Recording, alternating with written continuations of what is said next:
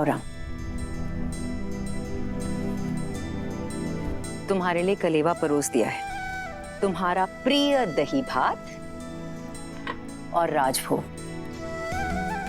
सब है, ग्रहण करो।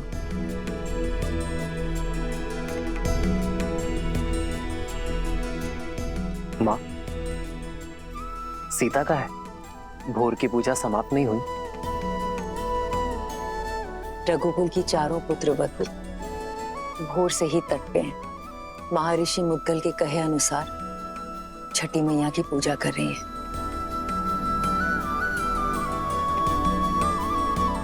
कल तुम्हारा राज्य अभिषेक है राम। कल के पश्चात बहुत से कर्तव्य, बहुत से दायित्व निभाने हैं तुम्हें। ऐसे में तुम्हारी अर्धांगिनी, तुम्हारी सीता, तुम्हारी शक्ति में भक्ति का बल डालने का प्रयास कर रही है। तुम्हारी लंबी आयु और अयोध्या के सम्मान के लिए प्रार्थना कर रही है। रघुकुल के दीप की सुरक्षा की प्रार्थना कर रही है। तब तो समय लगेगा माँ। कुछ खाया उन चारों ने? कहाँ? 12 प्रहर का उपवास है उनका, जो तुम्हारे राज्य अभिषेक से पहले ही समाप्त होगा। परिवार में पुरुष चाहे सफलता के जिस भी शिखर पर पहुंच जाए, उसका आधार, उसकी धरा एक स्त्री ही होती है। और मां, घर की उन्नति में पति पत्नी दोनों ही भागी होते हैं ना, तो व्रत केवल स्त्री ही क्यों रखे? मैं भी सीता के लिए व्रत रखूंगा। राम सिया राम सिया राम सिया राम, राम सिया राम सिया राम। और मेरा ये व्रत सीता के प्रति मेरे प्रेम और सम्मान का प्रतीक होगा। हाँ, मेरा राम जितना प्यारा पुत्र है, उतना ही उत्तरदायी पति भी है।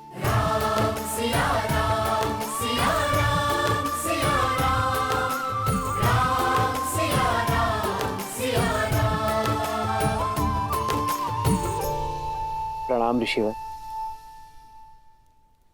कल सुबह सूर्य की पहली किरण के साथ ही श्री राम का राज्याभिषेक होगा और श्री राम जैसा धर्मात्मा राजा पाकर ये धरा धन्य हो जाएगी।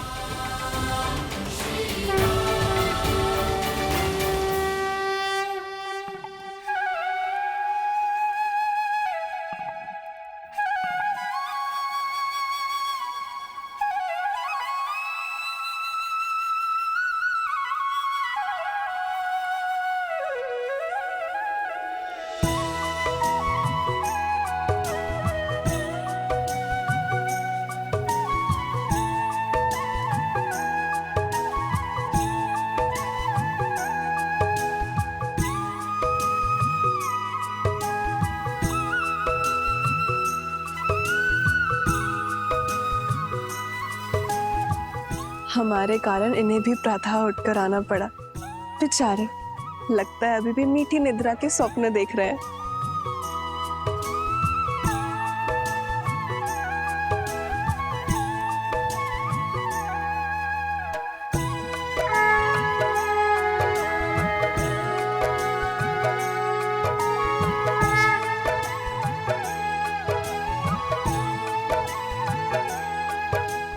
तो छठी माँ की पूजा हम अपने बच्चों के लिए रखते हैं, ताकि उनका जीवन सरल हो और कोई परेशानी ना हो।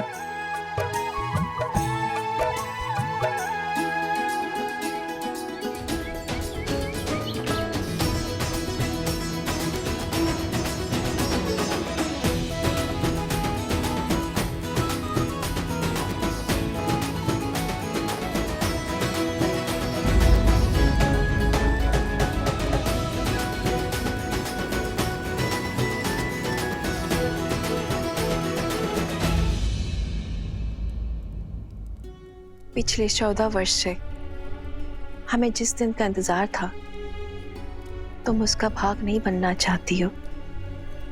हमारा राम राजा बनने वाला है।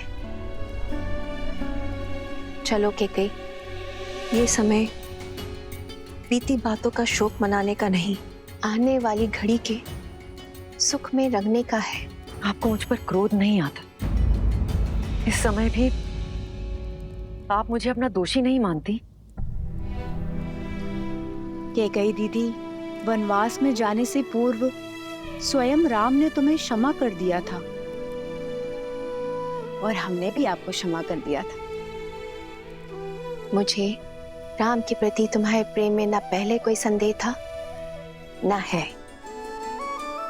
मुझे ज्ञात होता कि समस्त भूमि के राजाओं से मेरा राम राजधर्म सीखेगा, ज्ञान प्राप्त करेगा, तो वनवास का ये वचन पहले मैं मांग लेती। दीवे, आपके भीतर ममता ही नहीं, बुद्धि माता का सागर बहता है। धन्यवाद दीदी। तो दीदी, तनिक आप भी इस ज्ञान की गंगा में गोता लगा लीजिए।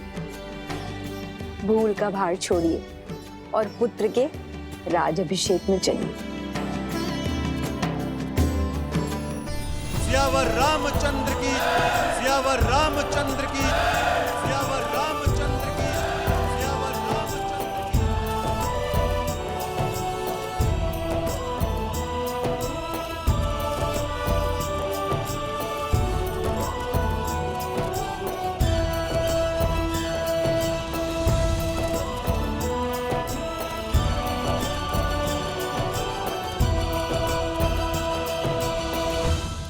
सियावर रामचंद्र की, सियावर रामचंद्र की, सियावर रामचंद्र की, सियावर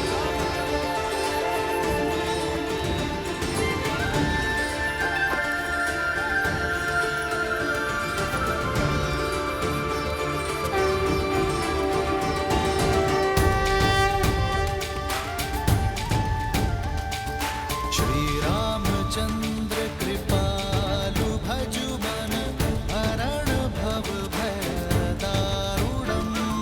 श्री रामचंद्र कृपालु भजु मन हरण भव भय दारुणम। नव कंज लोचन गंज मुख कर गंज पद कंजारुणम। और हम राजगुरु वशिष्ठ के आने तक अयोध्या को तनिक और प्रतीक्षा करनी होगी। तब तक आप माताओं का आशीर्वाद ले लीजिए। आइए।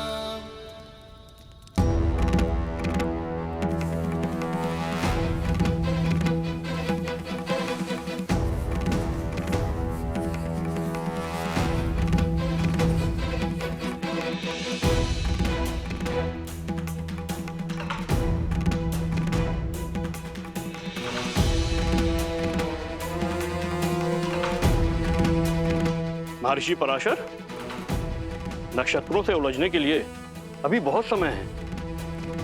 राज्याभिषेक में आपकी प्रतीक्षा हो रही है ऋषिवर।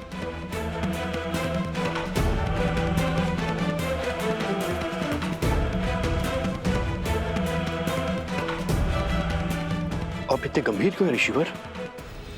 क्योंकि ग्रहों के संकेत ठीक नहीं है। जब किसी के भाग्य में राहु की छाया पड़ जाती है तो असुरी माया कोई ना कोई कष्ट जरूर देके जाती है। मुझे राम पर विश्वास है।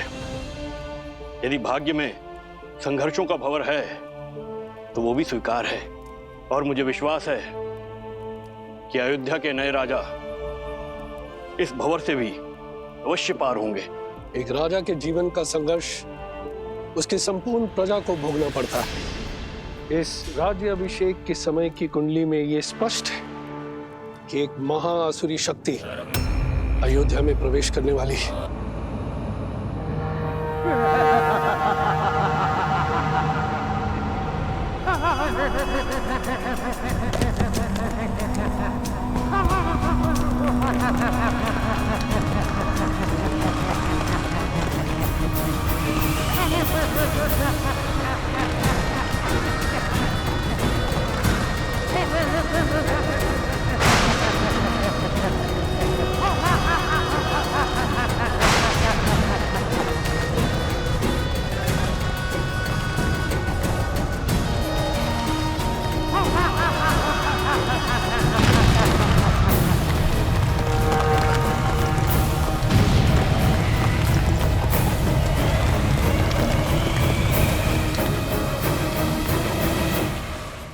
देवता सदा अयोध्या के आगे ढाल बनकर खड़े होते आए हैं ऋषिवर।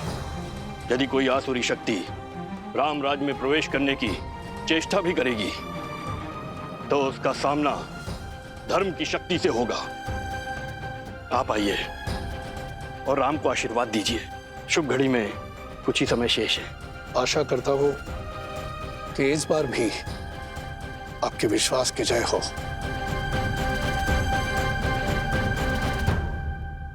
आइए चलिए।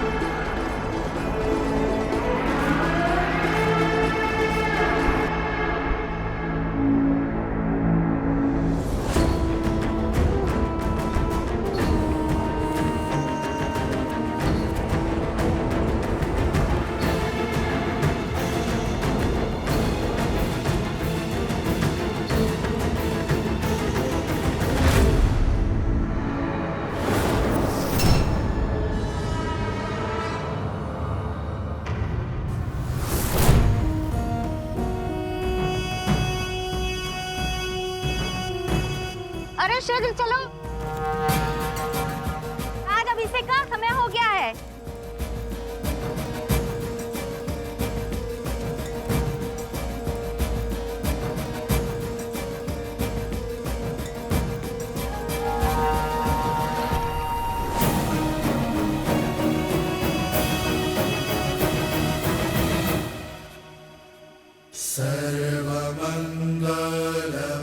सर्वमंगलमांगल्ये शिवे सर्वार्थसाधिके शरण्ये त्र्यंबके गौरी नारायणी नमोस्तुते। माता, जीवन के पग पग पर आपने महादेव का साथ दिया है। आशीर्वाद दे कि वैसे ही मैं भी सदा अपने श्री राम का साथ दे सकूं। सुख दुख की हर घड़ी में मैं राजा राम की पत्नी के रूप में सभी दायित्व निभा सकूं।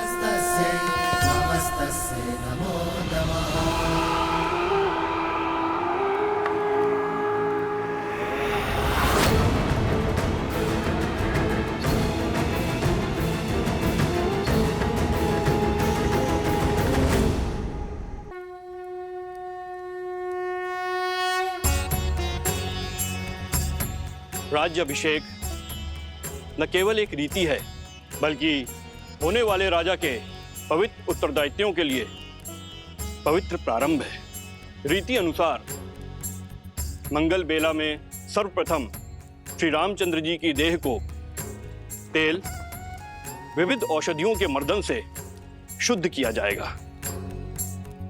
पृथ्वी, जल, अग्नि, वायु, इन चार तत्वों के साथ आकाश तत्व के जुड़ने से इस तन का निर्माण होता है और इसमें सबसे अधिक रोग उत्पन्न होते हैं वायु तत्व के कारण।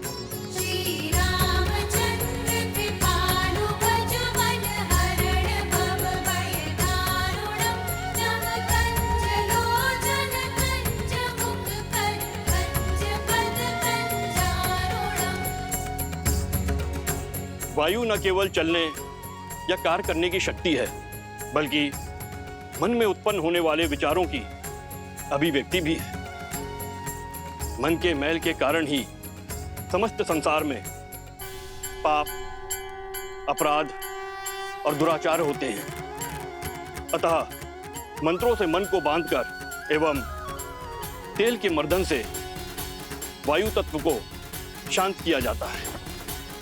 पश्चात यह मन स्वच्छ हो जाता है और जिस राजा का मन स्वच्छ हो वह धैर्य और सहनशीलता का पर्याय होता है।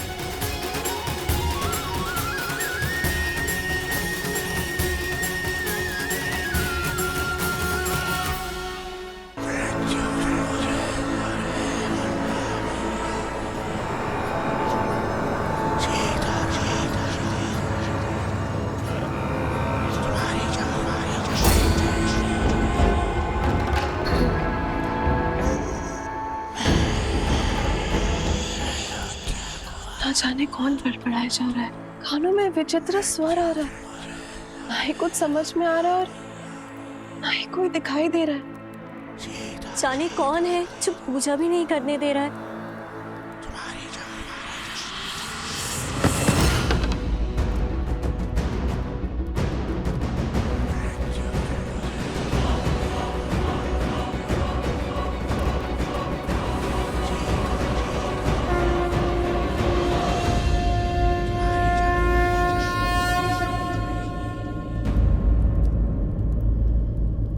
क्या हुआ उर्मिला, इतनी विचलित क्यों हो तुम? दीदी, आपको ये ध्वनि नहीं सुनाई दे रही? कैसी ध्वनि? मुझे तो कुछ सुनाई नहीं दे रहा है।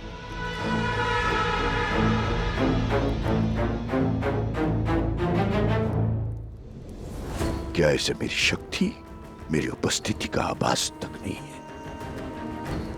क्या कोई हो सकता है इस संसार में जो सहस्त्र मुख रावण की शक्तियों से प्रभावित ही न हो?